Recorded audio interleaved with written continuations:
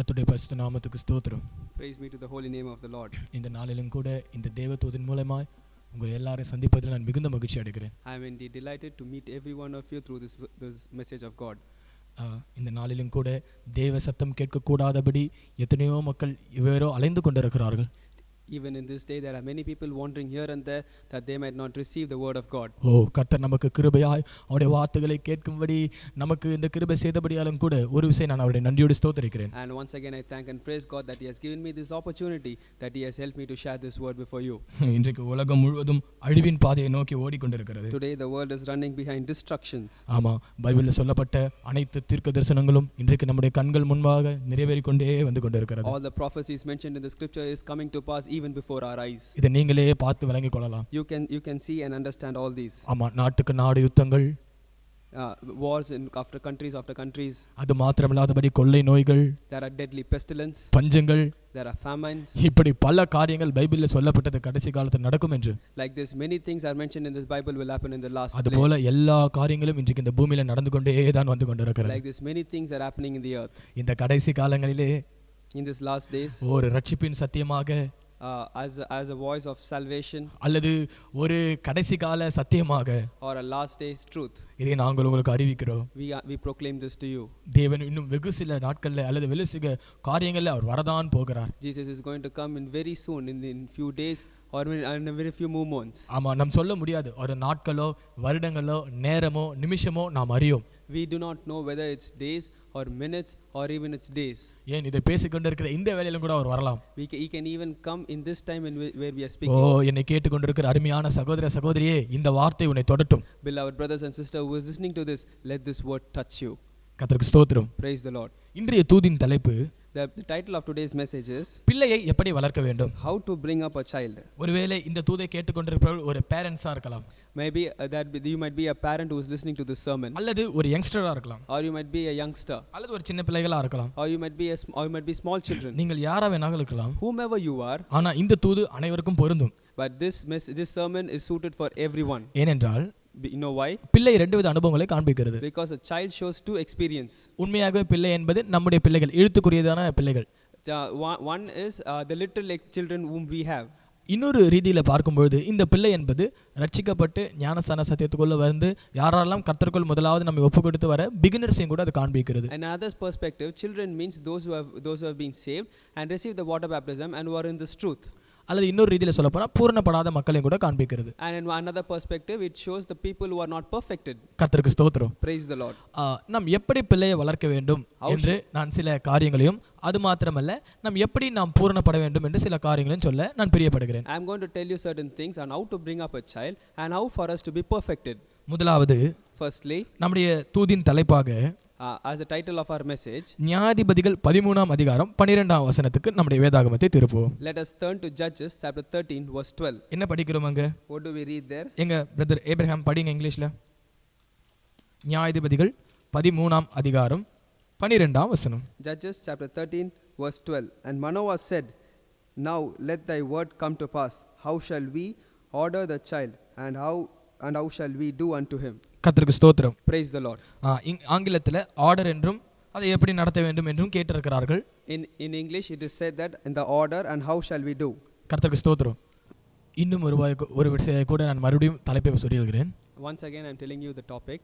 அதாவது பிள்ளையை எப்படி வளர்க்க வேண்டும். How to bring up your child. இன்றைக்கு நம்மிலும் கூட அநேகர் இருக்கிறோம், பிள்ளைகளை வைத்துக் கொண்டிருக்கிறோம், அல்லது நான் சொன்னேனே ஆவிக்குரிய ஜீவியத்தில் நாம் ஜீவித்துக் கொண்டிருக்கிறோம். Today many of us are there, we have children and we are living also a spiritual life. அதாவது அந்த ஸ்பிரிச்சுவல் லைஃப் தான் பிள்ளைகள் என்று நான் சொல்லுகிறேன். I am referring this spiritual life to children. கர்த்தருக்கு ஸ்தோத்திரம். Praise the Lord. அப்படி இருக்கும் பொழுது, if that is the case, Manoah சரியான கேள்வியை தேவ தூதரை பார்த்து கேட்டான். Manoah asked the right question unto the angel of the Lord. என் பிள்ளையை நான் எப்படி வளர்க்க வேண்டும்? How should I bring up my child? எப்படி நடத்த வேண்டும்? How should I lead my child? நான் முதலாவது firstly, எப்படி வளர்க்க வேண்டும் என்பதை மாத்திரம் இந்த தூதிலே சொல்ல பிரியப்படுகிறேன். firstly I would like to tell how do I order my child, or how should I bring my child. அதற்கு முன்பதாக before that, இந்த கேள்வியை யாராகிலும் தெய்வத்தை பார்த்து நீங்கள் கேட்டதுண்டா? தெய்வமே, என்னுடைய பிள்ளை நான் எப்படி நடத்துவது, என்னுடைய ஜீவியத்தை நான் எப்படி நடத்துவது என்று கேட்டதுண்டா?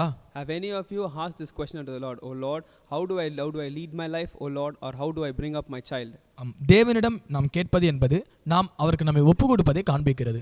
Asking unto God refers committing ourselves unto God. அதாவது நம்முடைய சுய சித்தங்களை வெறுத்து, தேவனே உம்முடைய சித்தம் என்ன என்று நாம் அவரை பார்த்து கேட்பதை அது காண்பிக்கிறது. It shows putting aside our self desires and asking unto the Lord, oh Lord, what is your desire?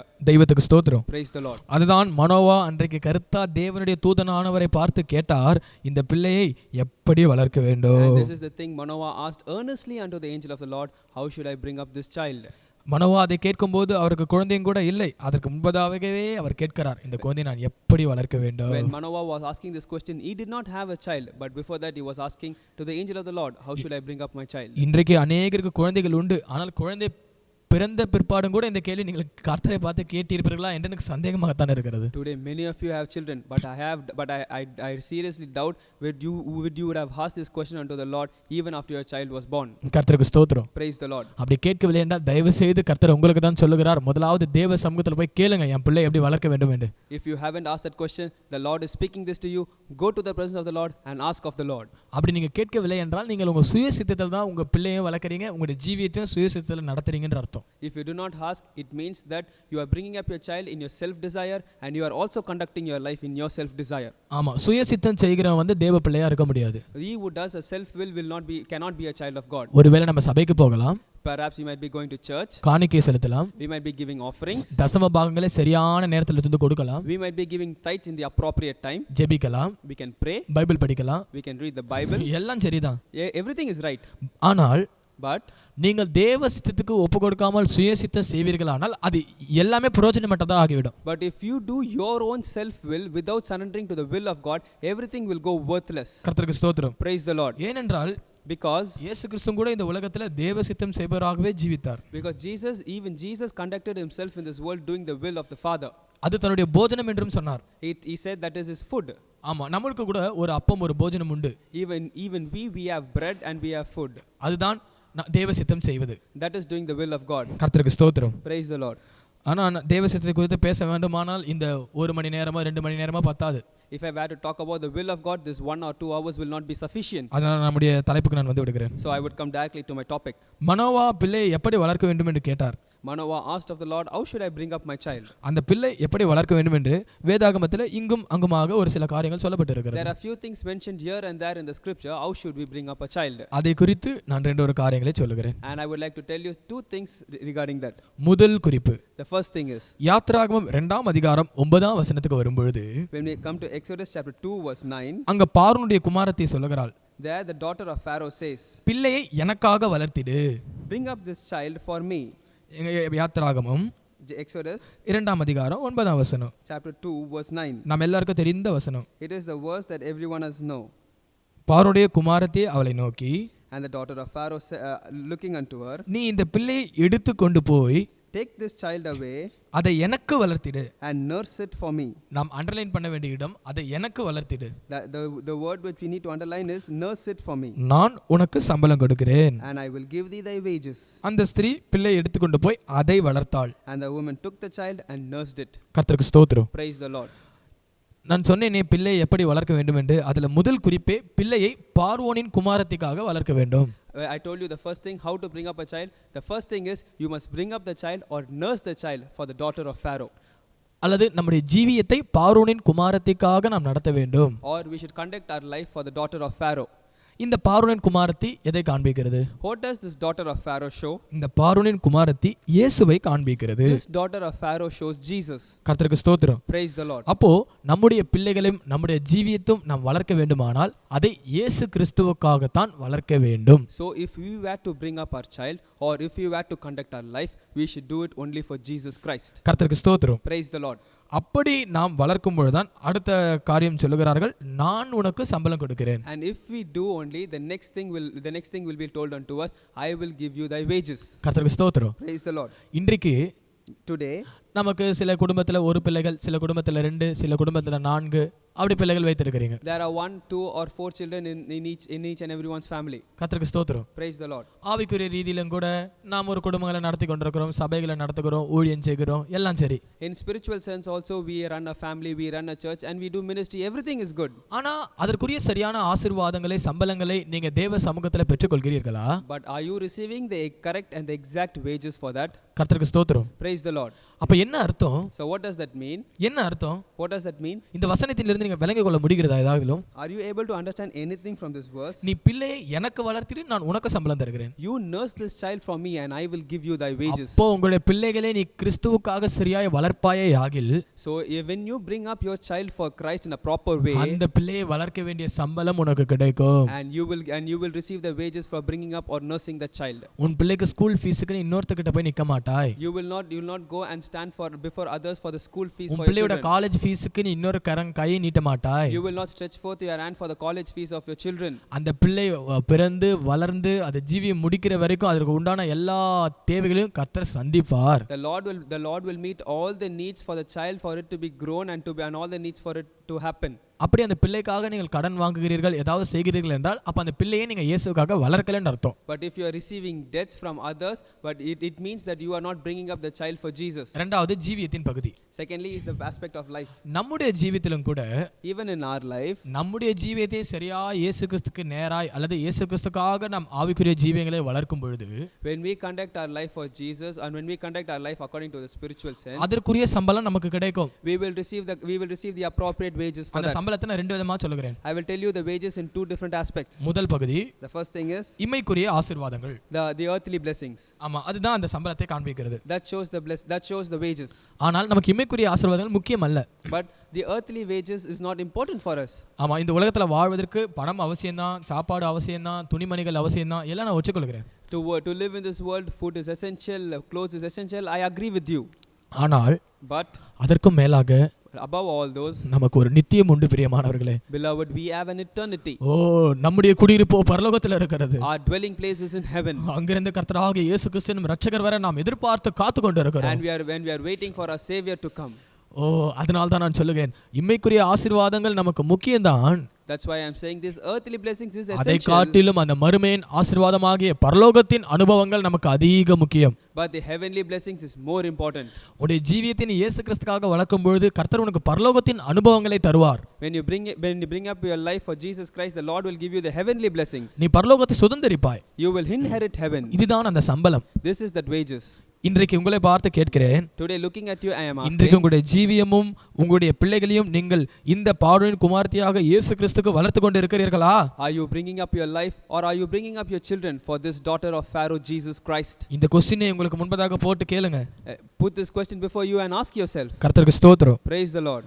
சரி, அப்படி பிள்ளையை பார்வோனின் குமாரத்திக்காக நாம் வளர்க்க வேண்டுமானால், so if we were to bring up this child for the daughter of Pharaoh, நம்ம யோகபேத்தா இருக்க வேண்டும். we should be like Jehoshaphat. யோகபேத் யார்? who is Jehoshaphat? அவர்கள் தான் மோசேயினுடைய தாய். she is the mother of Moses. இந்த யோகபேத்தை குறித்து படிக்க வேண்டுமானால், if we were to study about Jehoshaphat, अनेक சத்தியங்கள் உண்டு. there are many truths. அதுல எல்லாவற்றையும் சொல்ல எனக்கு சமயம் இல்ல. I do not have the time to tell each and everything. ஆனா அதுல நான் ஒரு காரியங்களை மாத்திரம் சொல்லுகிறேன். but I would like to tell one or two things from it. முதலாவது, first is யோகபேத் என்ற வார்த்தைக்கு அர்த்தம், the meaning for the word Jehoshaphat, கர்த்தருக்கே மகிமை. glory to God. ஆமா, glory to God. glory to God it is. யோகபேத் என்ற வார்த்தைக்கு அர்த்தம், the meaning for the word Jehoshaphat, glory to God. it is glory to God. இவள் ஒரு லேவியின் குமாரத்தி. she was the daughter of Levi. பைபிளின் படி according to the scriptures, லேவியின் குமாரத்திக்கு for the daughter of Levi, மிகவும் விசேஷமான अनेक காரியங்கள் இந்த லேவியை பற்றி நமக்கு உண்டு. there are many things concerning for the daughters of Levi. எனக்கு எல்லாவற்றையும் சொல்ல சமயம் இல்லை. I do not have the time to tell. ஒரு குறிப்பை சொல்லுகிறேன். I want to tell you one thing. இந்த லேவி யார் தெரியுமா? do you know who is this Levi? அவர்கள் கர்த்தருடைய பட்சத்தில் நிற்கிறவர்கள். they are the ones who stand beside God. ஒரு தடவை மோசே கேட்டார், கர்த்தருடைய பட்சத்தில் நிற்கிறவர்கள் யார் என்று கேட்கும்போது இந்த லேவி கோத்திரத்தார் வைராக்கியமாய் நின்றார்கள். once when Moses asked who is on the side of the Lord, and these sons of Levi was standing beside the Lord. அதுதான் லேவி கோத்திரம். that is the tribe of Levi. கர்த்தரின் பட்சத்தில் நிற்பவர்கள் standing beside the Lord. இந்த லேவி கோத்திரத்திலிருந்து வந்தவள்தான் இந்த யோகபேத். this Jehoshaphat came from this tribe of Levi. இவளுக்கு தன்னுடைய தகப்பனாகிய லேவியிடம் இருந்த அந்த வைராக்கியங்கள் தேவன் சமூகத்தில் தேவனுக்காக நிற்கிற அந்த அனுபவங்கள் நிச்சயமா இருந்திருக்கும். She might have had the zealous for the Lord and standing in the presence of the Lord. கர்த்தருக்கு ஸ்தோத்திரம். Praise the Lord. ஆமா, இதுதான் இந்த லேவி கோத்திரத்து பெண். She is the woman of the tribe of Levi. அடுத்தது Nextly, இந்த யோகபாத் என்பதற்கு கர்த்தருக்கே மகிமை என்று சொன்னனே. when I tell Jehovah, when I said is glory to God, ஒரு மனுஷன் எப்படி தேவனுக்கு மகிமையா இருக்க முடியும்? how can a man be glorious before God? அதை குறித்து நான் ஒரு 2 வித காரியங்கள் சொல்லுகிறேன். I would like to tell you 2 things for that. யாத்ராகமம் in Exodus 28:2க்கு வரும்பொழுது Exodus 28:2, அந்த இடத்துல in that place ஒரு வஸ்திரத்தை குறித்து படிக்கிறோம். there we read about a garment உன் சகோதரனாகிய ஆரோனுக்கு for your brother Aaron, மகிமையும் அலங்காரமா இருக்கும் பொருட்டு for glory and for beauty, பரிசுத்த வஸ்திரங்களை நீ உண்டு பண்ணுவாயாக. thou shall make holy garments. அப்போ ஒரு மனுஷனுக்கு, ஒரு ஊழியனுக்கு, ஒரு தேவ பிள்ளைக்கு அலங்காரம் அது ஒரு பரிசுத்த வஸ்திரங்கள். So the glory and beauty for a man of God is holy garments. கர்த்தருக்கு ஸ்தோத்திரம். Praise the Lord. இந்த வேதாகமத்திலே In this scripture 10 வித வஸ்திரங்கள் உண்டு. there are 10 types of garments. அதெல்லாம் சொல்ல சமயம் இல்லை. I do not have the time to tell everything. அதனால So நான் அந்த வஸ்திரத்தை குறித்து ஒரே ஒரு வெளிப்பாடு மாத்திரம் சொல்லுகிறேன். I want to tell you one revelation concerning the garment. வஸ்திரங்கள் garments நம்முடைய பாவமற்ற ஜீவியத்தை காண்பிக்கிறது. it shows our spotless life. அல்லது இப்படி சொல்ல போனா பரிசுத்த சுபாவங்களை காண்பிக்கிறது. it shows the holy characters. உதாரணத்துக்கு ஒரு வஸ்திரத்தை நம்ம எதுக்கு போடுவோம்?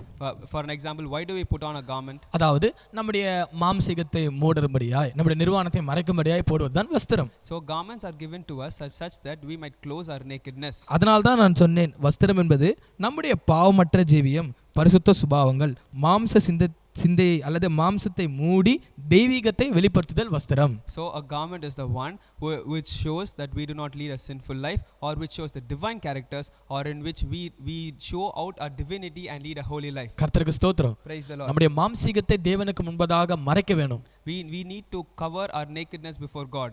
தெய்வத்துக்கு முன்பதாக மாத்திரமல்ல, இந்த உலகத்திலேயும் கூட நம்முடைய மாம்சீகங்கள் கொஞ்சம் கொஞ்சமா மறைந்து கொண்டே வர வேணும். Not even before God, even before this world, our flesh should come to a hiding place. தெய்வீகங்கள் நமக்கு ஒவ்வொரு நாளும் வளர்ந்து கொண்டே வர வேணும். Divinity should grow each and every day in us. தெய்வத்துக்கு ஸ்தோத்திரம். Praise the Lord. அப்போ இந்த வஸ்திரங்கள் என்கிற இந்த அனுபவமாகிய மாம்சீகத்தை வெறுத்து தெய்வீக சுபாவங்கள்ல வளரும் பொழுது, so when we forsake all these fleshly things and when we grow in divinity, நம் தெய்வத்துக்கு மகிமை உள்ளவர்களாய் மாறுகிறோம். we are changed as glorious one before God. ஏனால வசனம் சொல்கிறது மகிமையும் அலங்காரமா இருக்கும் பொருட்டு வஸ்திரங்களை உடுத்து. So that's why the word says, so that put on your garments that you might be glorious and you might be spotless. யாரெல்லாம் பரிசுத்தமாய் வாழ்கிறீர்களோ நீங்களெல்லாம் ஒரு மகிமையின் அனுபவத்தை பெற்ற யோகபேத் தான். Those who are living a holy life, you are the one who is leading a life of Jehovah who is glorious. கர்த்தருடைய பரிசுத்த நாமத்துக்கு ஸ்தோத்திரம். Glory be to the holy name of the Lord. இரண்டாவது, secondly, 1 பேதுரு 4:16க்கு வரும்பொழுது, when we come to 1 Peter 4:14, கர்த்தருடைய நாமத்திற்காக பாடுகளை ஏற்றுக்கொள்ளும் பொழுது அல்லது சகிக்கும் பொழுது கர்த்தருடைய நாமம் மகிமைப்படுகிறதா அங்க பரிசுத்த பேதுரு எழுதியிருக்கிறார். Saint Peter writes, when we endure sufferings for the sake of Christ, it is a glory. எங்க படிங்க 1 பேதுரு 4:16. If ye be reproached for the name of Christ, happy are ye, for the spirit of glory and of God resteth upon you. கர்த்தருக்கு ஸ்தோத்திரம்.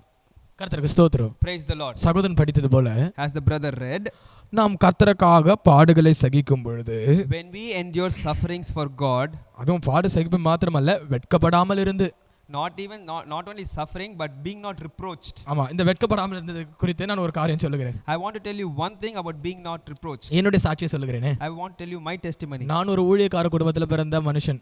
I was the one who was born in a family which does ministry. ஆனா ஜீவியமோ, but my life, அதற்கும் எனக்கும் சம்பந்தமில்லாத ஜீவியம். but my life was totally contrary, not having any connection. இந்த பைபிள்ல எத்தனை காரியங்கள் பாவம் என்று சொல்லி இருக்கிறதோ எல்லா காரியத்தையும் செய்த ஒரு பாவியான மனுஷன் தான் நான். I was a sinful man who did each and every sin which is mentioned in the Bible. ஒரு காலத்துல when இந்த பைபிளை என்னுடைய தெருவுல எடுத்துக்கொண்டு போவதற்கு நான் ரொம்ப வெட்கப்படுவேன். I used to feel ashamed to take this Bible and go into the streets. கூட இருக்கிற நண்பர்களோ இல்ல அக்கம் பக்கத்துல ஏதாவது நம்மள கிண்டல் பண்ணுவாங்களோ என்று ரொம்ப வெட்கப்படுவேன். I used to feel ashamed that my friends or my neighbors used to tease me. இத்தனைக்கும் நான் இந்த வசனத்தின்படி பாடலாம் படல. But hitherto I did not endure any sufferings for this verse. கர்த்தருக்கு ஸ்தோத்திரம். Praise the Lord. ஆனா வெட்கப்பட்டேன் கர்த்தருடைய பைபிளை எடுக்கிறதுக்கு. But I was ashamed to take the word of God. ஆனா But அப்படியாப்பட்ட இந்த பாவியான மனுஷனை வெட்கப்பட்ட என்னை தான் இன்றைக்கு ஊர் ஊரா அந்த பைபிளை தூக்கி சுமக்கும்படி கர்த்தர் செய்திருக்கிறார். the Lord has made this person who has been ashamed to take the word of God to go into many places and to preach his word. இப்போது அது எனக்கு வெட்கமா இல்ல, அதை நான் ஒரு ரொம்ப பேர் பாக்கியமா எண்ணுகிறேன். Today I do not consider it as a shame, but I consider it as a great honor. இப்போ கூட நாங்க கார்ல வந்து கொண்டிருக்கும் போது சகோதரன் கிட்ட சொன்னேன், பிரதர் நம்ம எல்லாம் ஊழியக்காரா இருக்கிறது எவ்வளோ பெரிய மேன்மையும் பாக்கியம் என்று. And when I was coming in the car, I told this brother, oh brother, how grateful, how honor it is for us to be the workers of God. கர்த்தருக்கு ஸ்தோத்திரம். Praise the Lord. அதனாலதான் So for that only நாம் கிறிஸ்துவுக்காக பாடுபட வேணும், அந்த பாடு நிமித்தம் நாம் வெட்கமும் படக்கூடாது. So we need to endure sufferings for Christ, and in the same time we should not be reproached. அன்றைக்கு நான் பாடும் படல எதுவும் செய்யல, சும்மா பைபிள் எடுத்துக்கு ஒரு வெட்கப்பட்டேன். But during those days I did not endure any sufferings, but I felt ashamed to take the Bible. ஆனால் But இன்றைக்கு யாராகிலும் சுவிசேஷத்தை நிமித்தமாகவோ கிறிஸ்து நிமித்தமாகவோ எனக்கு ஏதாவது பாடுகளை தந்தாலும் அல்லது என்னை ஒரு 2 அடி அடித்தாலும் கூட அதற்காக நான் வெட்கப்பட மாட்டேன், கிறிஸ்துவின் நிமித்தம் சகிப்பேன். So even today if someone would beat me for the sake of Christ, I will not be ashamed, but I will endure it for Christ. ஏன் தெரியுமா? You know why? நான் வெட்கப்படாமல் அந்த பாடுகளை சகிக்கும்போது தேவனை மகிமைப்படுத்துகிறேன் பிரியமானவர்களே. Because when I endure all those sufferings without being ashamed, I glorify God, beloved. நான் ஒரு யோகபேத்தா இந்த இடத்துல மாறுவேன். I will change like Jochebed. நான் தேவனுக்கு மகிமையாய் மாறுவேன். I will be glory to God. கர்த்தருக்கு ஸ்தோத்திரம். Praise the Lord. அதுதான் இந்த யோகபேத்தின் அனுபவம். This is the experience of Jochebed. இப்படி யோகபேத் இருந்ததனால்தான் Because Jochebed conducted herself like this, தன்னுடைய பிள்ளையை பார்வோன் குமாரத்திக்காக வளர்க்க முடிந்தது. she was able to bring up the child for the daughter of அது Pharaoh. மாத்திரமல்ல, Not only that, யோகபேத் எகிப்திலே பிறந்த ஒரு பெண்மணி. Jochebed was the one who was born in Egypt. ஆனால் எகிப்தில் பிறந்தாலும் Even though when she was born in Egypt, அவளுடைய ஜீவியத்தில் எகிப்தின் அனுபவங்கள் ஒன்று கூட இல்லை. there was none of the experiences of Egypt found in her. இதை கேட்டுக்கொண்டிருக்கிற அருமையான பிள்ளைகளே, Beloved children who is listening to this, ஒருவேளை நீங்க கொஸ்டின் மார்க்க போடலாம், நான் இந்த உலகத்துல தானே ஜீவிக்கிறேன், என்னுடைய ஜீவியத்தையும் என் பிள்ளையை எப்படி நான் சரியா வளர்க்க முடியும் என்று நீங்க கேட்கலாம். you might put a question mark, how I am living this world, how can I live in this world? அன்றைக்கும் கூட யோகபேத் இந்த கொஸ்டினை போட்டு பார்த்திருக்கலாம். During that same day Jochebed might have put the same question, ஆனால் அவள் லேவி கோத்திரத்து பெண்ணா இருந்தபடியால், but because she was the daughter of Levi, கர்த்தரின் பட்சத்தில் இருக்கிற ஒரு மகளா இருந்தபடியால், because she was the daughter who was standing in the side of God, தேவனுக்காக பாடுகளை சகிப்பதற்கும் வெட்கப்படாமல் இருப்பதற்கும் தன்னை ஒப்பு கொடுத்த ஒரு மகளா இருந்தபடியால், because she was the daughter who committed herself to endure அவள் sufferings எகிப்தில் for Christ. ஜீவித்தாலும் எகிப்தின் அனுபவங்கள் ஒன்றும் அவளை சேதப்படுத்தவில்லை. Though she lived in Egypt, none of the experiences of Egypt touched her. இதை கேட்டுக்கொண்டிருக்கிற அருமையான தேவ பிள்ளைகளே, Beloved children of God who is listening to this, உன்னை எகிப்தின் பாவங்கள் ஒன்றும் செய்யாது. none of the sins of Egypt can do anything to you. ரோமர்ல ஃபர்ஸ்ட் பவுல் எழுதுகிறார், In Romans St. Paul writes, நீங்கள் நியாய பிரமாணத்துக்கு கீழ்ப்பட்டிராமல் you being not subjected to the law, கிருபையின் பிரமாணத்திற்கு கீழ்ப்பட்டவர்களா இருக்கிறபடியால், but you are subjected to the law of grace, அல்லது கிருபைக்கு கீழ்ப்பட்டிருக்கிறபடியால், or since you are subjected to grace, பாவம் உங்களை மேற்கொள்ளாது. sin cannot overcome you. இதுதான் யோகபேத்தின் அனுபவம் பிரியமானவர்களே. Beloved, this is the experience of Jochebed. அப்படி அவள் இருந்ததனால்தான் Because she was like this, 3 பிள்ளைகளையும் மொத்தாய் வளர்த்தாள். she conducted all her 3 children like pearls. 3 பிள்ளைகள் Aaron, The 3 children, first is Aaron, Moses, second is Moses, மூன்றாவது Miriam. third is Miriam. ஒருவன் பெரிய தலைவன், One was a great leader, அவன்தான் Moses. he was Moses. இரண்டாவது Aaron, Second is Aaron. அவன் பரிசுத்த ஸ்தலத்துக்குள்ளேயும் வருஷத்துக்கு ஒரு தடவை மகா பரிசுத்த ஸ்தலத்துக்குள்ளேயும் போகக்கூடிய கிருபை அவனுக்கு இருந்தது. He had the grace to go into the holy place and the most holy அவனுடைய place. மூன்றாவது மகள் Miriam. The third sister Miriam. அவள் ஒரு தீர்க்கதரிசி. She was a prophetess. அப்போ அந்த காலத்துல யோகபேத் இந்த 3 பிள்ளைகளை எப்படி வளர்த்திருக்கிறாள் பாருங்க பிரியமானவர்களே. See how Jochebed conducted all her 3 children. இன்றைக்கு நான் உங்களை பார்த்து கேட்கிறேன், Today looking at you I am asking, உங்களுடைய பிள்ளையும் உங்களுடைய ஜீவியமும் இந்த 3 அனுபவத்துக்கு வருகிறதா? is your life and are your children coming into these 3 experiences? இது ஒரு தலைமை, உங்களுடைய ஜீவியம் ஒரு தலைமையின் ஜீவமா இருக்கிறதா? Is your life a life of leadership? உங்களுடைய ஜீவியம் ஒரு பரிசுத்த ஸ்தலத்துக்குள் போகிற ஜீவியமாய் உங்களுடைய பிள்ளைகள் பரிசுத்த ஸ்தலத்துக்குள் போவார்கள் என்று சொல்ல முடியுமா? Is your life or your children, are you able to say that they can go into the holy place or the most holy place? உங்களுடைய ஜீவியம் அல்லது உங்களுடைய பிள்ளைகள் ஒரு தீர்க்கதரிசியினுடைய அனுபவத்தில் இருக்கிறார்கள் என்று சொல்ல முடியுமா? Can you tell like your children are in the experience of a prophet? கர்த்தருக்கு ஸ்தோத்திரம். Praise the Lord. அப்படி இல்லை என்றால் பிரியமானவர்களே, இந்த வசனம் உங்களுக்கு தான். இந்த பிள்ளையை நீங்கள் பார்வோனின் குமாரத்திற்காக வளருங்கள். If that is the case, beloved, this word is coming to you. Bring up your child for Pharaoh. கர்த்தருக்கு ஸ்தோத்திரம். Praise the Lord. அப்போ இந்த பிள்ளையை இயேசுவுக்காக வளர்க்க வேண்டுமானால், so if we were to bring up this child for Jesus, இயேசுவை போலவே வளர்க்க வேண்டும். you should bring up your child just like Jesus. உங்களை பார்த்து ஒரு கேள்வி, I am asking one question to you. இயேசு எப்படி வளர்ந்தார்? How did Jesus grow up? இயேசு எப்படி வளர்ந்தார்? How did Jesus grow up? யாராவது சொல்ல முடியுமா? Can someone tell? நானே சொல்லுகிறேன். I will tell you. லூக்கா எழுதின சுவிசேஷம் In Luke's gospel 2:52ல 2:52. இயேசு வளர்ந்த அந்த விதங்களை குறித்து I will of the things of Jesus Jesus brought up. லூக்கா நிருபக்காரன் இப்படி எழுதுகிறார். Gospel the Saint Luke writes like this. Luca 2:52. Luke 2:52. இயேசுவானவர் Jesus ஞானத்திலும் in wisdom, வளர்த்தியிலும் in stature, தேவ கிருபையிலும் and in favor of God, மனுஷ தயவிலும் and in the favor of man. அதிகமாய் விருத்தி அடைந்தார். He was increasing. கர்த்தருக்கு ஸ்தோத்திரம். Praise the Lord. இந்த 4 வித அனுபவங்களை தான் இயேசு வளர்ந்தார். Jesus grew up in these 4 experiences. முதலாவது ஞானம், First is wisdom. இரண்டாவது வளர்த்தி, Second is stature. ஆமா, மூன்றாவது தேவ கிருபை, First is the grace of God. நான்காவது மனுஷ தயவு. And fourth is the favor of man. ஆங்கிலத்தில் இப்படி போட்டிருக்காங்க, favour of God and man அப்படி போட்டிருக்காங்க. In English it is mentioned with favor of God and man. ஆனா தமிழ் மொழிபெயர்ப்புல But in Tamil சரியான விதத்துல மொழிபெயர்த்திருக்கிறார்கள். they have done the translation in the right way. தேவ கிருபை, மனுஷ தயவு. The grace of God and the favor of man. கர்த்தருக்கு ஸ்தோத்திரம். Praise the Lord. முதலாவது Firstly ஞானம். is wisdom. ஞானத்தை குறித்து When concerning wisdom, அநேக காரியங்கள் உண்டு. there are many things. நான் ரெண்டு காரியங்களை சொல்லுகிறேன் எல்லாத்துலயும். I want to tell you two things concerning each and everything. முதலாவது First is யோபு 28:28க்கு வரும்பொழுது when we come to Job chapter 28 verse 28, கர்த்தருக்கு பயப்படுவதே ஞானம் என்று நாங்கள் படிக்கிறோம். we read that fear of the Lord is the wisdom. யோபு Job 28:28. 28 verse 28. படிங்க. And unto man he said, behold, the fear of the Lord, that is wisdom. போதுமானது. fear of the Lord, that is wisdom. The fear of the Lord, that is wisdom. அதாவது கர்த்தருக்கு பயப்படுவதே ஞானம். So the fear of the Lord, that is wisdom. அப்ப இதுல இருந்து என்ன தெரிகிறது? So what do we know from this? இயேசு கிறிஸ்து தன்னுடைய வாழ்க்கையில வளரும்போது, அந்த பிள்ளையா இருக்கும்போதும் சரி, எல்லா வேளைகளிலும் அவர் கர்த்தருக்கு பயந்தே இருந்தார். Jesus, when he was growing up and concerning each and everything, he feared the Lord. அது ஒரு ஞானம் பிரியமானவர்களே. Beloved, that is a wisdom. இன்றைக்கு உங்களுடைய பிள்ளைகள் கர்த்தருக்கு பயப்படுகிற அந்த பயம் என்கிற ஞானம் இருக்கிறதா? Today your children, do they have that fear concerning the wisdom of God? உங்களுடைய ஜீவியத்துல கர்த்தருக்கு பயப்படுகிறீர்களா? Do you fear the Lord in your life? கர்த்தருக்கு பயப்படுதல் என்பது when you say fearing the Lord, அவருடைய வசனங்களுக்கும் உபதேசங்களுக்கும் நம்மை கீழ்ப்படுத்துவதை காண்பிக்கிறது. it shows subjecting ourselves to his verses and to his doctrines. கர்த்தருக்கு ஸ்தோத்திரம். Praise the Lord. இன்றைக்கு உங்களுடைய ஜீவியத்துல கர்த்தருக்கு என்று பயப்படுகிற அந்த பயம் உண்டா? Today in your life, do you have that fear concerning the Lord?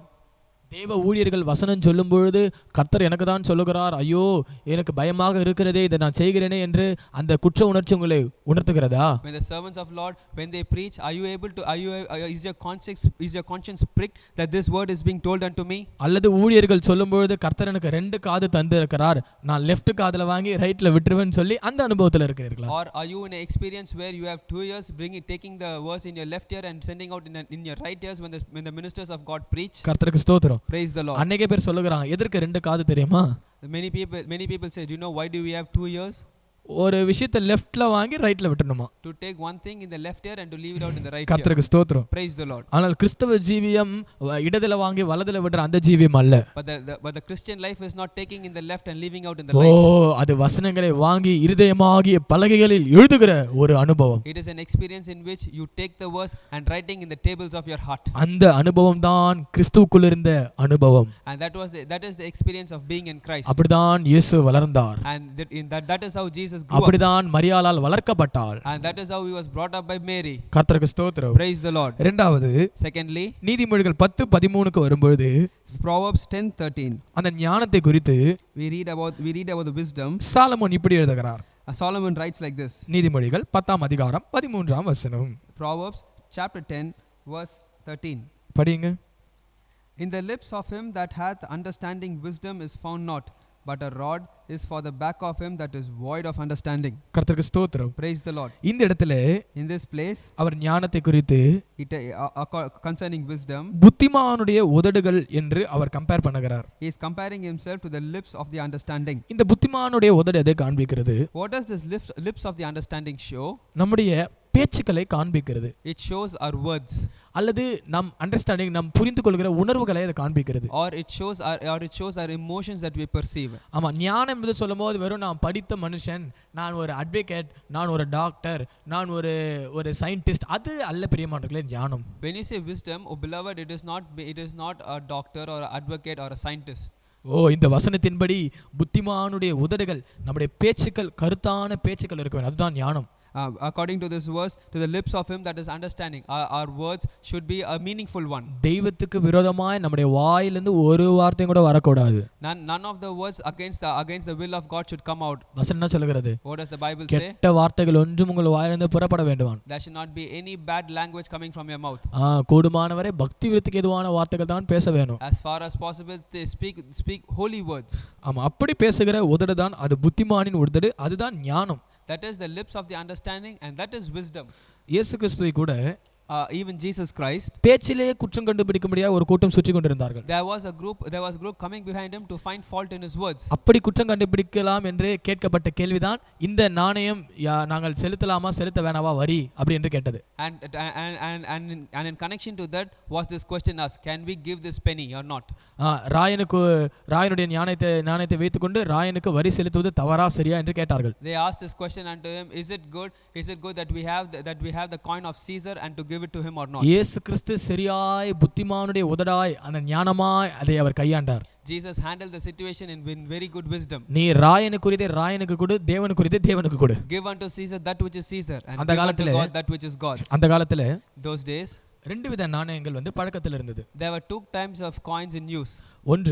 One is ராயனுக்குரிய நாணயம். First is the coin of Caesars. இரண்டாவது second is தேவ ஆலயத்துக்கு என்று தனிப்பட்ட நாணயம் இருந்தது. There were coins for the temple of God. அவர்கள் தேவாலயத்திற்கு போகும்போது when they were going to the temple of God, அந்த ராயனுக்குரிய நாணயத்தை கொடுத்து அவங்க தேவாலயத்துக்குரிய நாணயத்தை மாற்றிக் கொள்வார்கள். They will exchange the coin of Caesars and the coin of the temple of God. இன்றைக்கு நாம் பண்ணுகிற மணி எக்ஸ்சேஞ்ச் அது போல. Like the money exchange that we do today. ஆனா அது எவ்வளவு வேல்யூ என்றெல்லாம் எழுதப்படவில்லை, அல்லது அதை குறித்து நமக்கு ஒண்ணும் தெரியல. But the value of it is not mentioned, and when we do not know its value. இப்படி மாத்தினார்கள் என்று மாத்திரம் நமக்கு வேத வல்லுனர்கள் சொல்லுகிறார்கள். But the Bible scholars say that they exchanged like this. கர்த்தருக்கு ஸ்தோத்திரம். Praise the Lord. இதெல்லாம் புத்திமானுடைய உதடுகள் என்பதை காண்பிக்கிறது. All these show the lips of the understanding. இயேசு கிறிஸ்து அந்த புத்திமானுடைய உதடுகளாகிய ஞானம் இருந்ததனால் தான் அவர்களை சரியாய் பதில் சொன்னார் அவர்களுக்கு.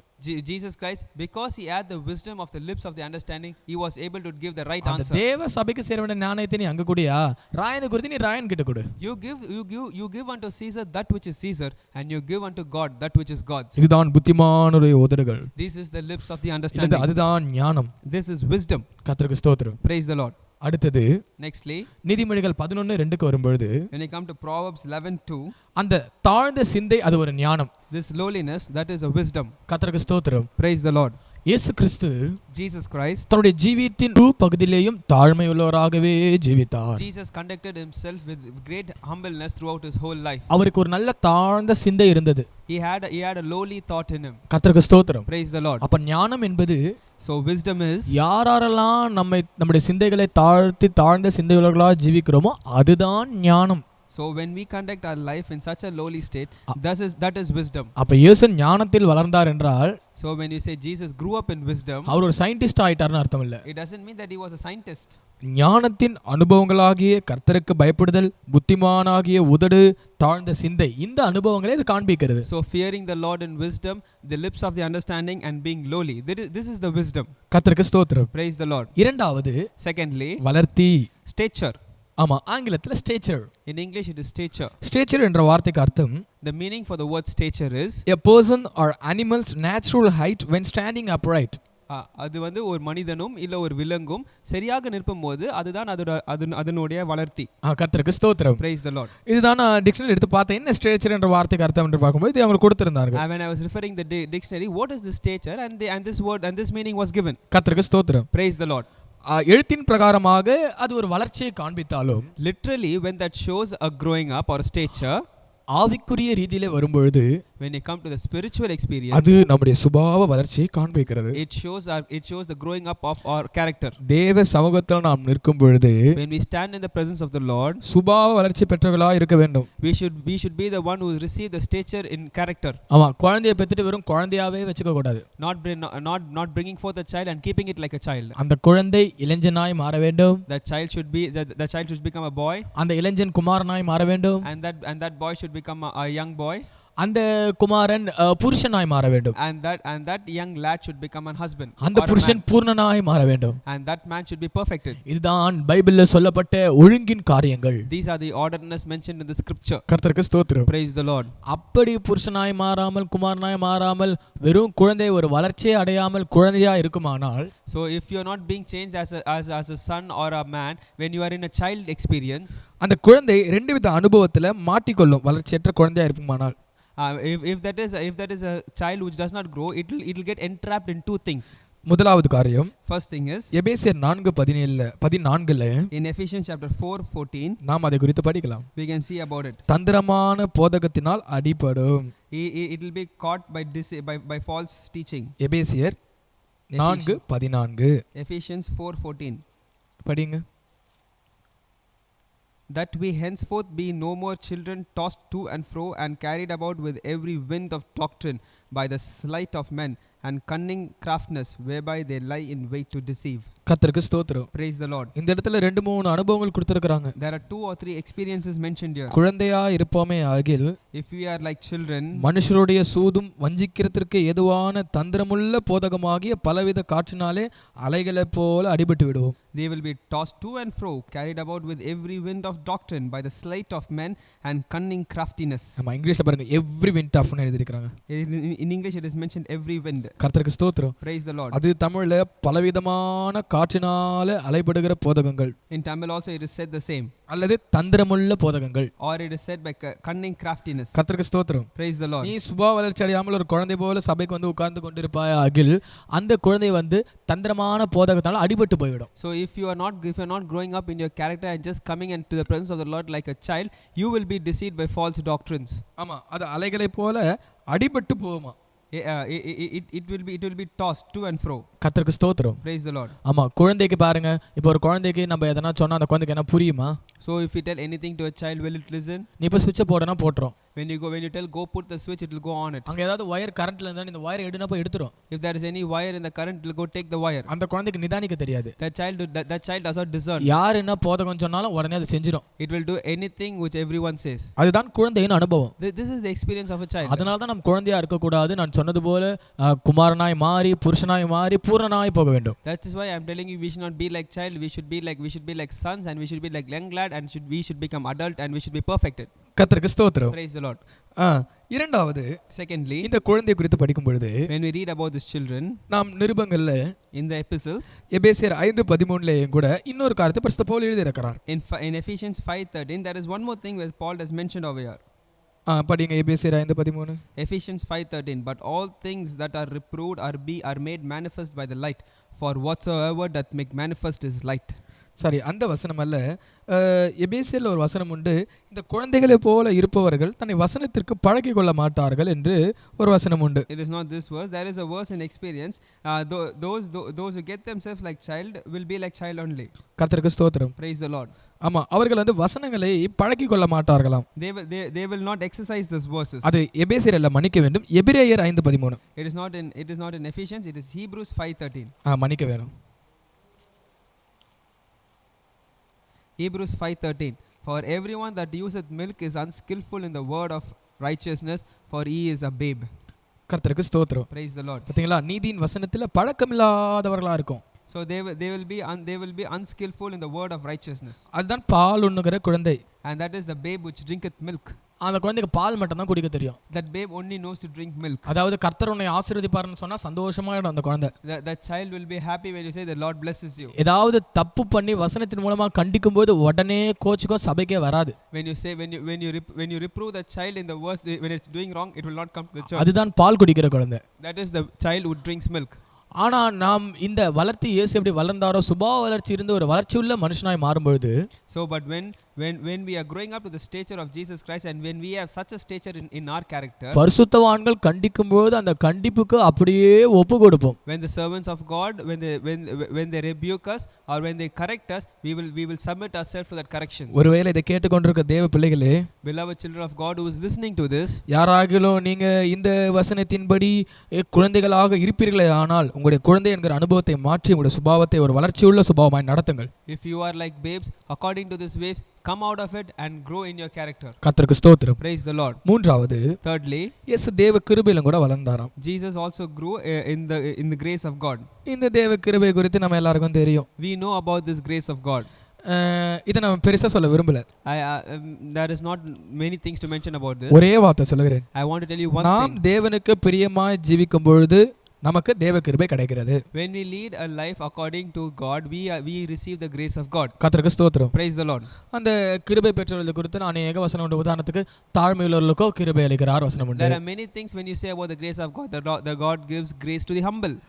ஏற்ற காலத்திலே சகாயம் செய்யும் கிருபை பெற்றுக்கொள்ள நீ கிருபா சண்டனைக்கு வர வேண்டும் இருக்கு. Come to the throne of grace that you might receive grace in the appropriate time. கர்த்தருக்கு ஸ்தோத்திரம். Praise the Lord. அந்த தேவ கிருபை வேண்டுமானால் நாம் கிருபாசனத்துக்கு வரதான் வேண்டும். If you want to receive that grace, we need to come to the throne of grace. அந்த கிருபாசனம் என்பது இன்றைக்கு இருக்கிற புதிய ஏற்பாட்டு சபையை கூட காண்பிக்கிறது. That throne of grace shows the New Testament church. இயேசு கிறிஸ்து 12 வயதிலேயே சபைக்குள்ள இருந்து அவர் போதித்தும் வினாவிக் கொண்டிருந்தார். Jesus, even when he was 12 years old, he was in the church and he was even preaching and teaching. கர்த்தருக்கு ஸ்தோத்திரம். Praise the Lord. அவர் அப்பவே கிருபாசனத்துக்கு வந்து விட்டார். Even in that age he came to the throne of grace. தெய்வத்துக்கு ஸ்தோத்திரம். Praise the Lord. அதனால்தான் அவருடைய பிறப்பு முதற்கொண்டு வளர்ப்பு, இறப்பு, உயிர்த்தெழுதல் எல்லாவற்றிலும் தேவ கிருபை அவரோடு கூடவே இருந்தது. And that is why the grace of God was with him all throughout his birth, his growing up, his death, and even in his resurrection. இப்படிதான் ஆதி நூற்றாண்டு அப்போஸ்தலர்களோடு தேவ கிருபை இருந்தது.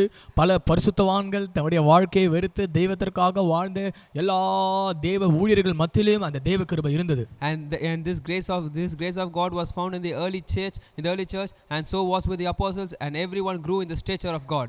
ஒருவேளை உங்களுடைய ஜீவியம் தேவனுக்கு பிரியமற்ற ஜீவமா இருக்கலாம். Maybe your life might be a life unpleasing to God. இதுவே அனுக்கிரக காலம். This is the day of acceptance. இதுவே கிருபையின் காலம். This is the dispensation of grace. ஒருவேளை இந்த தூது உங்களை தொடலாம். Maybe this sermon might touch you. முதலாவது, firstly, தேவனுடைய ராஜ்யத்தையும் அவருடைய நீதியையும் தேடுங்கள். Seek ye first the kingdom of God and his பிறகு இவைகள் எல்லாம் உங்களுக்கு கூட கொடுக்கப்படும். and all these things shall be added unto you. கர்த்தருக்கு ஸ்தோத்திரம். Praise the Lord. அதனால் தேவனுக்கு ஒரு பிரியமுள்ள ஜீவியத்தை ஜீவித்து அந்த தேவ கிருபையை கேட்டு பெற்றுக்கொள்ளுங்கள். So lead a life according to Christ and receive that grace. அந்த தேவ கிருபைக்காக ஒரு நிமிஷமா கூட நம்ம ஸ்தோத்திரிப்போம். For that grace let us all praise the Lord. கர்த்தாவே எங்களுக்கு கிருபை தாரும் அப்பா. ஸ்தோத்திரம் ஸ்தோத்திரம் ஸ்தோத்திரம் ஸ்தோத்திரம் ஸ்தோத்திரம் ஸ்தோத்திரம் ஸ்தோத்திரம். We just praise the Lord. We just praise the Lord. Amen. Oh, praise the Lord, praise the Lord, praise the Lord, praise the Lord, praise the Lord. Hallelujah. Hallelujah. அடுத்தது மனுஷ தயவு. Second is the favor of man. ஒரு மனுஷனுக்கு தேவ கிருபை கிடைத்து விட்டதானால், if a man receives the grace of God, அவனுக்கு கண்டிப்பா மனுஷ தயவும் கிடைத்து விடும். he will receive the favor of man. ஆம், கர்த்தருக்கு ஸ்தோத்திரம். Praise the Lord. ஏனென்றால் because இந்த உலகத்திலே நாம் வாழ்வதற்கு மனுஷ தயவும் கூட அவசியம். Because to live in this world we need the favor of man also. உதாரணத்துக்கு, for an example, நாம் தேவ கிருபை மாத்திரம் வைத்துக்கொண்டு having only the grace of God, அல்லது இப்படி சொல்ல போனா நான் ஒரு கிறிஸ்தவன், நான் அபிஷேகம் பெற்றவன், என்னோட கர்த்தர் இருக்கிறார் என்று சொல்லிவிட்டு saying that I am a Christian, I have received the anointing of God, saying so, நம்ம எல்லாரையும் பகைத்து கொண்டோம், அடித்து கொண்டோம், அவங்கள போய் நம்ம நோண்டின்னு இருந்தா அவங்க சும்மா இருப்பார்களா? when we catch fight with everyone and we go and when we go and bring them into trouble, will the other people be quiet? இருக்க மாட்டார்கள். They will not be so. அந்த இடத்துல அவங்க தயவுலாம் நமக்கு கிடைக்காது. There we will not receive their favor. கர்த்தருக்கு ஸ்தோத்திரம். Praise the Lord. ஆனால் but தேவ கிருபைக்கு நாம் ஒப்பு கொடுத்து நம்முடைய ஜீவியங்களை மாற்றி கர்த்தருக்கு பிரியமாய் ஜீவித்தோமானால் மனுஷ தயவு கிடைக்கும். So but when we surrender ourselves to the grace of God and when we lead a life according to him, we will receive the favor of men. கர்த்தருக்கு ஸ்தோத்திரம். Praise the Lord. இயேசு கிறிஸ்து வளர்ந்தது போல நம்முடைய பிள்ளைகளை வளர்ப்போமாக. Well, like let us bring our children like the stature in which Jesus grew. நான் மறுபடியும் ஞாபகப்படுத்துகிறேன். I would once again like to remind you. ஞானம், wisdom, வளர்த்தி, stature, தேவ கிருபை, grace of God, மனுஷ தயவு and the favor of man. இந்த நான்கு அனுபவங்கள்ல உங்களுடைய பிள்ளைகளை வளர்க்க வேணும், ஜீவியத்தை வளர்க்க வேணும். In all these four experience you should bring up your children and so you should bring up your life. இதுதான் மனோவா அன்றைக்கு கேட்ட கேள்வி, பிள்ளை எப்படி வளர்க்க வேண்டும்? This is the question that Manoah asked unto God, how should I bring up my child? கடைசியாய் ஒன்று சொல்லி முடிக்கிறேன். Lastly I want to tell you one thing and conclude. ஏசாயா தன்னுடைய பிள்ளைகளை வளர்த்த அந்த விதங்களை குறித்து சொல்கிறேன். I want to tell you certain things about how Isaiah brought forth his children. ஏசாயா 8:18 வரும்பொழுது, when we come to Isaiah chapter 8 verse 18. ஏசாயா கிருபையுள்ள வார்த்தையை சொல்றார். Isaiah tells gracious words over here. எப்போதெல்லாம் அந்த வார்த்தையை படிப்பேனோ நான் அதை அப்படியே ஆழ்ந்து சிந்திப்பதுண்டு அதை குறித்து. Whenever I read these words, I used to go into deep thinking. இதோ Behold, நானும் கர்த்தர் எனக்கு கொடுத்த பிள்ளைகளும் I and the children whom the Lord hath given me, சீயோன் பர்வதத்தில் வாசமா இருக்கிற for he which dwelleth in Zion, சேனைகளின் கர்த்தராலே இஸ்ரவேலில் அடையாளங்களாகவும் அற்புதங்களாகவும் இருக்கிறோம். அதாவது science and wonders. there shall be signs and wonders in Israel for the Lord of hosts. கர்த்தருக்கு ஸ்தோத்திரம். Praise the Lord. அப்போ நம்முடைய ஏசாயா தன்னுடைய பிள்ளைகளை அற்புதங்களாகவும் அடையாளங்களாகவும் வளர்த்து சீயோன் மலையிலே நிறுத்தினான். So Isaiah brought forth his children as signs and wonders and stood them in Mount Zion. கர்த்தருக்கு ஸ்தோத்திரம். Praise the Lord. இன்றைக்கு உங்களுடைய பிள்ளைகள் சீயோன் மலையிலே அற்புதங்களாகவும் அடையாளங்களாகவும் நிற்கிறதா? Today are your children standing as signs and wonders in Mount Zion? இந்த சீயோன் மலை என்பது This Mount Zion is, தேவ சபை, it shows the church of God, தேவ சமூகம், shows the presence of God, பரிசுத்தவான்களுடைய ஐக்கியம், shows the fellowship with the saints. இது எல்லாவற்றையும் காண்பிக்கிறது. It shows all these things. இதன் மத்தியிலே உன் பிள்ளை அற்புதங்களாகவும் அடையாளங்களாகவும் இன்றைக்கு இருக்கிறதா? In spite of all these things, are your child as signs and wonders? உங்களுடைய ஜீவியம் அற்புதங்களாகவும் அடையாளங்களாகவும் இருக்கிறதா? Is your life a sign and wonder? ஏசாயாவுக்கு For Isaiah, 2 பிள்ளைகள். he had 2 children. ஒன்று One மகேர் Chalal அஷ்பஸ், is Maher Shalal Asbas. இன்னொன்று Secondly, சேயார் யாசூப். Sear Yazub. Sear Yazub. கர்த்தருக்கு ஸ்தோத்திரம். Praise the Lord. இந்த 2 பிள்ளைகள் தான் ஏசாயாவுடைய பிள்ளைகள். These 2 children are the children of Isaiah. இந்த 2 பிள்ளைகளுக்கும் 2 அர்த்தங்கள் உண்டு. These 2 children have 2 meanings. அது எல்லாவற்றையும் எனக்கு சொல்ல சமயம் இல்லை. I do not have the time to tell each and everything. ஒரு வார்த்தையை மாத்திரம் நான் சொல்லுகிறேன். I just want to tell you one thing. ஒரு பிள்ளை அது இஸ்ரவேலுக்கு வர வேண்டிய நியாய தீர்ப்புக்கு அடையாளமா இருந்தான். One child is in concordance or connection to the judgment that is due to come upon Israel. இன்னொரு பிள்ளை the next child, இஸ்ரவேல் மக்களுடைய ஆசீர்வாதங்களுக்கு அடையாளமா இருந்தான். he was in concordance to the blessings of Israelites. கர்த்தருக்கு ஸ்தோத்திரம். Praise the Lord. இது ஒரு தீர்க்கதரிசன வசனம் தான். This is a prophetical verse only. இந்த வசனம் 1000 வருட அரசாட்சியிலும் கூட நிறைவேற போகிற ஒரு வசனம். This verse also will be fulfilled in the 1000-year millennial reign. கர்த்தருக்கு ஸ்தோத்திரம். Praise the Lord. ஆனால் But நம் வாழ்கிற இந்த வாழ்க்கையிலும் கூட in this life where we are living, ஏசாயா எப்படி தன்னுடைய 2 பிள்ளைகளையும் அற்புதங்களாகவும் அடையாளங்களாகவும் சீயோன் மலையில நிறுத்தினானோ, how Isaiah made his children stand as signs and wonders on Mount Zion, நாமும் கூட நம்முடைய பிள்ளைகளை நம்முடைய ஜீவியத்தையும் அற்புதங்களாகவும் அடையாளங்களாகவும் நிறுத்த வேண்டும் பிரியமானவர்களே. we must make our children and our life stand as signs and wonders in Mount Zion. கர்த்தருக்கு ஸ்தோத்திரம். Praise the Lord. எனக்கு சமயம் இல்லாதனால because I do not have time, ஒரு வார்த்தை சொல்லி நான் அற்புதத்தை குறித்தும் அடையாளம் குறித்தும் சொல்லி முடிக்கிறேன். I want to tell you one thing concerning sign and one thing concerning wonder. கர்த்தருக்கு ஸ்தோத்திரம். Praise the Lord. முதலாவது firstly அடையாளங்கள். First is sign. அடையாளங்கள் படிக்கும் பொழுது when you say a sign, அநேக அடையாளங்கள் பைபிள்ல உண்டு. there are many signs written in the scripture. 3 வித அடையாளங்களை சொல்கிறேன். I want to tell you 3 types of signs. முதலாவது firstly is 2 கொரிந்தியர் 12:12 படி, according to 2 Corinthians 12:12, அப்போஸ்தல அடையாளம், the apostolic signs. படிங்க 2 கொரிந்தியர் 12ஆம் அதிகாரம் 12ஆம் வசனம். 2 Corinthians chapter 12 verse 12. அது அந்த இடத்திலே நாம் அப்போஸ்தல அடையாளம் என்று சில அனுபவங்களை படிக்கிறோம். And we see certain signs of an apostle. கர்த்தருக்கு ஸ்தோத்திரம். Praise the Lord. அப்போஸ்தல அடையாளங்கள், signs of the apostle. அந்த அடையாளத்தை குறித்து சொல்லிவிட்டு எல்லாவிதமான பொறுமை, and according to that sign of all patience, அதிசயங்கள், wonders, அற்புதங்கள். signs. தமிழ்ல அற்புதங்கள் என்று இருக்கிறது, ஆங்கிலத்தில் சைன்ஸ் என்று இருக்கிறது. and it is in English it is wonders and mighty deeds. கர்த்தருக்கு ஸ்தோத்திரம். Praise the Lord. ஆமா, தமிழ்ல அற்புதங்கள் தான், அதிசயங்களும் அற்புதங்களும் என்று இருக்கிறது. ஆங்கிலத்தில் ஒரு டிரான்ஸ்லேஷன்ல என்ன இருக்கிறதுனா சைன்ஸ் அண்ட் வண்டர்ஸ்னு இருக்கிறது. In English it is mentioned as signs and wonders. கேஜேவில என்ன இருக்கிறது? signs and wonders. கர்த்தருக்கு ஸ்தோத்திரம். Praise the Lord. பாருங்க, கிங் ஜேம்ஸ் வெர்ஷன்ல எல்லாம் சைன்ஸ் அண்ட் வண்டர்ஸ் என்று தான் இருக்கிறது. In King James version it is mentioned signs and wonders. Tamil வேதாகமத்துல அதிசயங்களும் அற்புதங்களும் என்று இருக்கிறது. அடையாளம் போல அற்புதங்களும் போட்டுருக்காங்க. In Tamil interpretation it is said as miracles and wonders. கர்த்தருக்கு ஸ்தோத்திரம். Praise the Lord. அப்போ அப்போஸ்தல அடையாளம் என்பது, so when you say the apostolic sign, பொறுமையின் ஜீவியம், it shows the life of patience. அதிசயங்கள், It shows wonders. அற்புதங்கள், It shows miracles. நல்ல வல்லமையுள்ள ஜீவியம், It shows a powerful life. இது எல்லாவற்றையும் காண்பிக்கிறது. It shows all these things. அப்போ அன்றைக்கு ஏசாயா பிள்ளையும் ஏசாயாவும் முழு குடும்பமும் சீயோன் மலையில அடையாளங்களா இருந்தார்கள் என்றால், So in that days when Isaiah and his children were as signs in Mount Zion, அன்றைக்கு அந்த மக்கள் செய்த எல்லா துன்பங்களையும் பொறுத்துக்கொண்டு ஒரு பொறுமையின் ஜீவியத்தை அவர்கள் செய்திருக்கிறார்கள். they led a life of patience of all the things those people did. பொறுமை மாத்திரமல்ல, Not only patience, அவர்கள் ஒரு அதிசயமுள்ள ஜீவியத்தை செய்திருக்கிறார்கள். they also led a wondrous life. ஒரு வல்லமையுள்ள ஜீவியத்தை செய்தார்கள். They led a powerful life. இதுதான் ஒரு தீர்க்கதரிசி தன்னுடைய பிள்ளைகளை வளர்த்த விதம். This is how a prophet brings up his children. அதுதான் அந்த அடையாளம். That is that sign. இரண்டாவது, Secondly, ரோமர் 4:12 வரும்பொழுது, when we come to Romans 4:14, விசுவாசம் ஒரு அடையாளம் என்று படிக்கிறோம். faith is a sign. ரோமர் 4:12. Romans 4:12. அதாவது தமிழ் எப்படி இருக்கிறார்கள், நம்முடைய தகப்பனாகிய ஆபிரகாம் Our father Abraham விருத்த சேதனம் இல்லாத காலத்தில் அடைந்த விசுவாசமாகிய அடிச்சுவடுகளில், படிங்க 4:12. and the father of circumcision to them who are not of circumcision only, but who also walk in the steps of that faith of our father Abraham, கர்த்தருக்கு which had been ஸ்தோத்திரம். giving yet uncircumcised. போதுமானது. கர்த்தருக்கு ஸ்தோத்திரம். Praise the Lord. இந்த இடத்துல In this place, விசுவாசம் ஒரு அடையாளத்தோடு சம்பந்தப்பட்டு வருகிறது. faith comes along with the sign. கர்த்தருக்கு ஸ்தோத்திரம். Praise the Lord. நீங்க மேல் 11ஆம் வசனத்துக்கு படிக்கும் பொழுது, When you read the previous verse, the 11th verse, விருத்த சேதனம் கூட ஒரு அடையாளம் தான். even circumcision is a sign. கர்த்தருக்கு ஸ்தோத்திரம். Praise the Lord. அப்போ So நாம் இருதயத்தில் விருத்த சேதனம் பண்ணப்பட்ட மக்களா இருக்க வேணும். So we need to be the children of God who is being circumcised. இந்த அடையாளம் என்பது அதை தான் காண்பிக்கிறது. These signs show that only.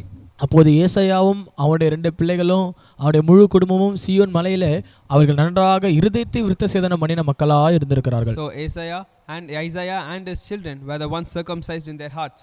இன்றைக்கு உங்களுடைய இருதயம் விருத்த சேதனம் பட்ட இருதயமா இருக்கிறதா? Today is your heart being circumcised? இதை நான் உங்களுடைய மனசாட்சிக்கு நான் விட்டு விடுகிறேன். So I am leaving this to you for your conscience. 12ஆம் வசனத்தில, In 12th verse, விசுவாசம் ஒரு அடையாளம், faith is a sign. கர்த்தருக்கு ஸ்தோத்திரம். Praise the Lord. அப்படியானால் If that is the case, அந்த முழு குடும்பமும் விசுவாச குடும்பமா இருந்திருக்கிறது. that means the whole family was a family of faith. கர்த்தருக்கு ஸ்தோத்திரம். Praise the Lord. நம்முடைய குடும்பங்கள் விசுவாச குடும்பங்கள். Our family is a family of faith. கர்த்தருக்கு ஸ்தோத்திரம். Praise the Lord. இந்தியாவிலும் சரி உலகம் முழுவதும் ஒரு குறிப்பிட்ட ஸ்தாபனம் ஒன்று உண்டு.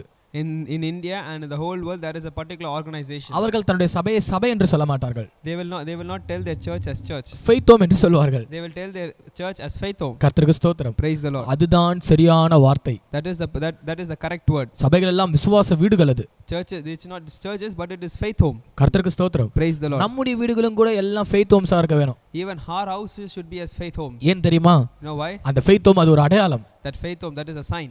விசுவாச அடையாளம் அது. That is a sign of faith. உன்னுடைய வீடு ஃபெய்த் ஹோமா இருக்கிறதா? Is your house a faith home? அது ஒரு விசுவாசத்தின் அடையாளம் உள்ள வீடா இருக்கிறதா? Is it a house of sign? ஆனால் அன்றைக்கு ஏசாயா தன்னுடைய பிள்ளைகளை அந்த விசுவாசத்தின் அடையாளத்துக்குள் வளர்த்தான். Isaiah brought forth his children for the sign of faith in those days. கர்த்தருக்கு ஸ்தோத்திரம். Praise the Lord. மூன்றாவது அந்த அடையாளத்தை குறித்து படிக்கும் பொழுது, Thirdly, when we see about this sign, Daniel 4:13ல in Daniel 4:13, அந்த அடையாளம் மகத்துவத்தோடு சம்பந்தப்பட்டு வருகிறது. this sign comes along with mighty things. நீங்க வீட்ல போய் படித்துக் கொள்ளுங்கள். தானியேல் 4ஆம் அதிகாரம் 3ஆம் வசனம். It is mentioned in Daniel chapter 4 verse 3. சமயம் இல்லாதனால நாங்க குறிப்பை மாத்திரம் சொல்லுகிறோம். Because we do not have time, I am only telling you the points. 4:13ல அடையாளம் மகத்துவத்தோடு சம்பந்தப்பட்டு வருகிறது. அப்போ மகத்துவம் ஒரு அடையாளம். So this sign comes along with greatness. So this greatness, that is also a sign.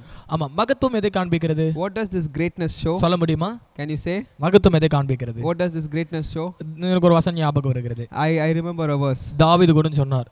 Even David said, என்னுடைய வாய் my mouth நாள்தோறும் உம்முடைய துதிக்கிற துதியினாலும் whole day by your praising, உம்முடைய மகத்துவத்தினாலும் நிறைந்திருக்கிறது என்று சொன்னான். it is filled by your greatness. இந்த மகத்துவத்தை குறித்து நாம் படிக்கும் பொழுது, when we read about this greatness, ஒரே காரியம் சொல்கிறேன். I want to tell you one thing. அப்போஸ்தலர் 2:11க்கு வரும் பொழுது, when you come to Apostles 2:11, அவர்கள் சொன்னார்கள், they said, தேவனுடைய மகத்துவங்களை பேச கேட்கிறோமே. we are receiving the greatness of God. அப்போஸ்தலர் 2:11 படிங்க. Acts 2:11.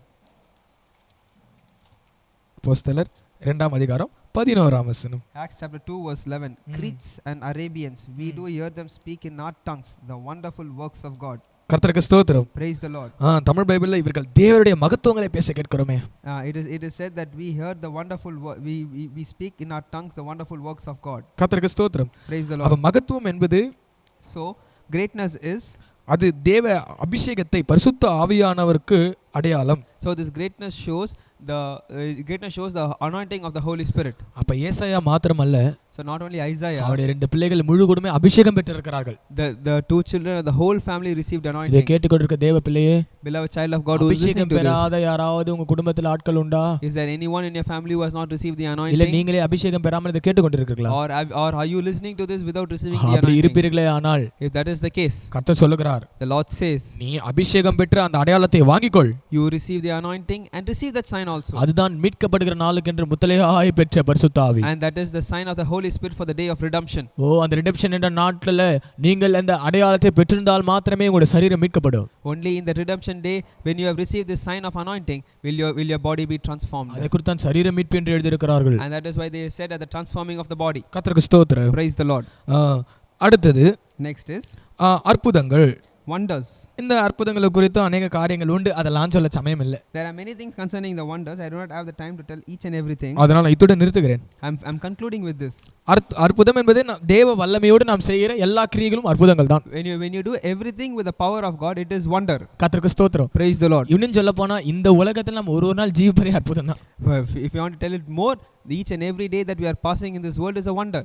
ஆமா, ஒரு நாள் நம்ம வெளியே போயிட்டு வீடு வந்து ஒழுங்கா நம்முடைய பிள்ளைகள் நாம செய்றது ஒரு அற்புதம் தான். Every day we go out and come in, we meet our children, our family, that is a wonder. அப்பேற்பட்ட காலகட்டத்தில் ஜீவித்து கொண்டிருக்கிறோம். We are living in such a dispensation. கர்த்தருக்கு ஸ்தோத்திரம். Praise the Lord. அது மாத்திரமல்ல, Not only that, இந்த பிள்ளை வளர்ப்பை குறித்து regarding this bringing up this child, ஒரு 10 குறிப்புகள். there are 10 points. ஆனா இந்த 10க்கு நான் ஒரு வசனம் கூட சொல்ல மாட்டேன். I will not tell you even a single verse for this 10 points. 10 வசனம், அந்த 10 குறிப்பையும் நான் தனித்தனியா சொல்ல போகிறேன். I'm going to tell you these 10 points separately. இது உங்களுக்கு homework. This is a homework for you. யாரெல்லாம் இந்த தேவதூதை கேட்கிறீர்களோ, whoever is listening to this sermon, நீங்க எங்களுடைய மெயில் ஐடிக்கு தொடர்பு கொண்டு இந்த வசனங்களுக்கு சரியான வசனங்களை நீங்க எழுதி அனுப்புங்க.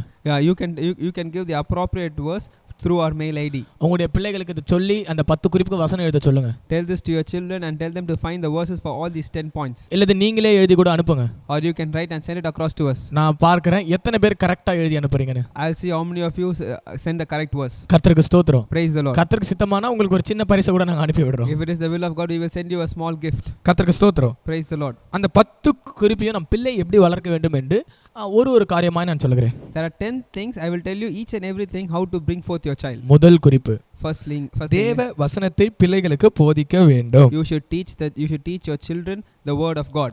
இரண்டாவது, secondly, நன்மை எது தீமை எது என சொல்லிக் கொடுக்க வேண்டும். you should teach them the good and the bad. பிள்ளைகளை தேவன் கொடுத்த ஈவாக எண்ண வேண்டும். You should consider your children as the gift of God. நான்காவது, fourthly, தெய்வீகமான வழியிலே அந்த பிள்ளைகளை நடத்த வேண்டும். you should lead them children in the divine way. ஐந்தாவது, fifthly, பிள்ளைகளை நல்லொழுக்கம் உள்ளவர்களாக வளர்த்த வேண்டும். you should bring forth your child with good habits. ஐந்தாவது, fifthly, சார் மன்னிக்கணும், ஆறாவது, sixthly, பிள்ளைகளிடத்தில் நாம் அன்பு கூற வேண்டும். you should love your children. ஏழாவது, seventh, பிள்ளைகளை கோபப்படுத்த கூடாது. you should not provoke wrath in your children. எட்டாவது, eighth, பிள்ளைகளுக்கு முன்மாதிரியாய் ஜீவிக்க வேண்டும். you should lead an example before your children. ஒன்பதாவது, ninth, பிள்ளைகளின் அவசியங்களை அறிந்து அவர்களுக்கு அதை தர வேண்டும். knowing the needs of your children, should you provide them. பத்தாவது, tenth, உங்களுக்குள் இருக்கும் விஷயத்தை பிள்ளைகளுக்கு செலுத்த வேண்டும். you should tell your faith and teach your faith to your children. கர்த்தருக்கு ஸ்தோத்திரம். Praise the Lord. நான் அந்த முதல் குறிப்பும் கடைசி குறிப்பும் மாத்திரம் ஒரு வார்த்தை சொல்லி முடிக்கிறேன். I want to tell you certain things about the first point and the last point. ஆமா, எல்லாவற்றையும் 10 சொல்ல சமயம் இல்லை. I do not have time to tell all the 10 things. தேவ வசனத்தை பிள்ளைகளுக்கு போதிக்க வேண்டும். You should teach the word of God to your children. இது பழைய ஏற்பாட்டில் ஒரு கட்டளை. This is a commandment in the Old Testament. ஆண்டவர் சொன்னார், நீ எழுந்திருக்கும் பொழுதும் உட்காரும் பொழுதும் நடக்கும் பொழுதும் நிற்கும் பொழுதும் தேவ வசனத்தை உன் பிள்ளைகளுக்கு பேசு. When you are standing up, when you are sitting down, when you are going forth here and there, you teach the word to your children. இதுல என்ன அர்த்தங்க? ஒரு மனுஷன் நிக்க முடியும், உட்கார முடியும், நடக்க முடியும், படுக்க முடியும், இந்த நாலுமே சொல்லிட்டாரு. What is the meaning? A man can stand, a man can sit, a man can walk, a man can lie down. He has told each and everything. அப்ப என்ன அர்த்தம் என்றால் So the meaning is, எல்லா நேரமும் தேவ வசனத்தை பிள்ளைங்களுக்கு போதித்துக் கொண்டே இருக்க வேண்டும். you need to teach your children about the word of God all the time. அப்படி சொல்லுவீர்கள், ஆனால் உங்க பிள்ளை தவறாது. If you say so, your children will not fall. எந்த இடத்துல அவன் விழுந்து விழுகையே வராது. There will not be a fall in any place for your children. கர்த்தருக்கு ஸ்தோத்திரம். Praise the Lord. 10ஆம் வசனத்தின்படி, According to the 10th point, உங்களுக்குள் இருக்கும் விசுவாசத்தை பிள்ளைகளுக்கு அப்படியே செலுத்த வேண்டும். you should send forth the faith to your children that is found in you. அப்படி வேதாகமத்தில் செலுத்தப்பட்ட நபர் யார்? Who was the person who did so? தெரியுமா? அவர்தான் அப்போஸ்தலனாகிய தீமோத்தேயு. He was Apostle Timothy. கர்த்தருக்கு ஸ்தோத்திரம். Praise the Lord. முன்பு உன் தாயாகிய ஐனேக்கியால், Hynekia, who was your mother? Younis, இங்கிலீஷ்ல யூனிஸ். அதுக்கு முன்னதாக உடைய பாட்டியாகிய லொவிசாலுக்குள்ள இருந்த விசுவாசம், லொவிசால். And Loisha, who is your grandmother? கர்த்தருக்கு ஸ்தோத்திரம். Praise the Lord. அது லொவிசாலுக்குள்ள இருந்த விசுவாசம், ஐனேக்கியாலுக்குள்ள இருந்த விசுவாசம், அது ரெண்டுமே இந்த தீமோத்தேயுக்கு ஊட்டி வளர்க்கப்பட்டது. The faith of Loisha and the faith of Eunice was given forth to Timothy. கர்த்தருக்கு ஸ்தோத்திரம். Praise the Lord. இந்த அனுபவங்களை, அந்த விசுவாசத்தின் அனுபவங்களை, அந்த எல்லா அனுபவங்களையும் தீமோத்தேயுக்கு அவர்கள் ஊட்டி வளர்த்தார்கள். They fed this faith to Timothy.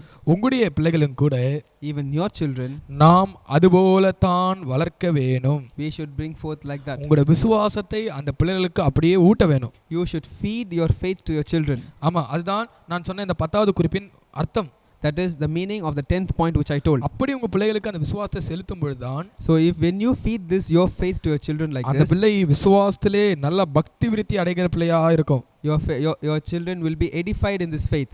அந்த பிள்ளையால் எதிர்நீச்சல் போட முடியும். and that child can counter swim. அப்படி இல்லை என்றால், if that is not the case, 1 தீமோத்தேயு 1:19 படி, according to 1 Timothy chapter 1 verse 9, அது விசுவாசமாகி கப்பலை சேதப்படுத்தி போடும். and that will destroy the faith of ship. கர்த்தருக்கு ஸ்தோத்திரம். Praise the Lord. நான் இத்துடன் முடிக்க பிரியப்படுகிறேன். I'm desiring to finish. அன்றைக்கு மனோவா கேட்டான், பிள்ளையை எப்படி வளர்க்க வேண்டும் என்று. that day Manoah asked, how should I bring my child? அதற்கேற்ற காரியங்களை கர்த்தருக்கு நமக்கு தெளிவாய் சொல்லி இருக்கிறார். The Lord has told things very clearly for those. நான் இறுதியில் கன்க்ளூட் பண்ணி முடிக்கிறேன். I want to conclude one thing in the end. யாத்ராகமம் 2:9 படி, according to Exodus 2:1, பிள்ளையை பார்வோனின் குமாரத்திற்காக வளர்க்க வேண்டும். you should bring forth your child for the daughter of Pharaoh. அதாவது இயேசு கிறிஸ்துக்காக வளர்க்க வேண்டும். that is for Jesus. அப்படி வளர்க்க வேண்டுமானால் நாம் யோகபேத்தா இருக்க வேண்டும். if you want to bring forth like that, you should be like Jehoshaphat. நான் சொன்னேன் யோகபேத் என்றால் glory to God என்று சொன்னேன். I told when Jehoshaphat is glory to God. நாம் தேவனுக்கு மகிமையா இருக்க வேண்டுமானால் நமக்கு ஒரு வஸ்திரம் தேவை என்று சொன்னேன். I told when you have to be a glory to God, you need a garment. கர்த்தருக்கு பாடுகளையும் அவருடைய நாமத்திற்கு நாம் எல்லாவற்றையும் சகிக்கும் பொழுது அவர் நாமம் மகிமைப்படுகிறது என்று சொன்னேன். I told when you endure sufferings for the name of Jesus, it is a glory for him. இதை ஊழியம் என்று கூட சொல்லலாம் என்று சொன்னேன். I told we can consider this as a ministry. கர்த்தருக்கு ஸ்தோத்திரம். Praise the Lord. இரண்டாவது, இயேசுவுக்கு வளர்க்க வேண்டுமானால் பிள்ளை இயேசுவை போல வளர்க்க வேண்டும் சொன்னேன். Secondly, when you want to bring forth your child like Jesus, you must bring forth your child like இயேசு Jesus. 4 வித அனுபவங்களை வளர்ந்தார். Jesus grew up in four things. ஞானம், வளர்த்தி, தேவகிருபை, மனுஷ தயவு. Wisdom, stature, grace of God and favor of man. அடுத்தது, nextly, ஏசாயா தன்னுடைய பிள்ளைகளை வளர்த்த விதங்களை குறித்து நான் சொன்னேன். I told you things about how Isaiah brought forth his child. 2 பிள்ளைகள், 2 children. மகேர் சலால் அஷ்பஸ், Mahesh Shalal Asbas, சேயார் யாசூப். Sheyar Jazab. அவர்களை எப்படி வளர்த்தார் என்று சொன்னேன். I told you how he brought forth his அவர்கள் children. சீயோன் மலையிலே அற்புதங்களாகவும் அடையாளங்களாகவும் நிறுத்தினார் ஏசாயா. He made them stand as signs and wonders on Mount Zion. அந்த அற்புதங்களுக்கும் அடையாளம் குறித்து சில காரியங்கள் சொன்னேன். I told you certain things about the signs and wonders. இந்த காரியங்களுக்கு நீங்கள் உங்களுடைய வாழ்க்கை ஒப்புக்கொடுக்கும் பொழுது, when you surrender your life for these things, முதலாவது நீங்கள் ஒப்புக்கொடுத்தாதான் உங்களுடைய பிள்ளைகளை ஒப்புக்கொடுக்க முடியும். firstly when you surrender, can your children also? இந்த அனுபவத்தின்படி உங்களுடைய வாழ்க்கை இல்லை ஆகில், when your life is not according to these experiences, உங்க பிள்ளையை மாத்திரம் நீங்க போய் நீ சரியா இரு, உன் ஜீவியத்தை இது பண்ணி நீ பண்றது தப்புலாம் சரியா உங்களால சொல்ல முடியாது. you cannot tell your child the right and the wrong which he is doing.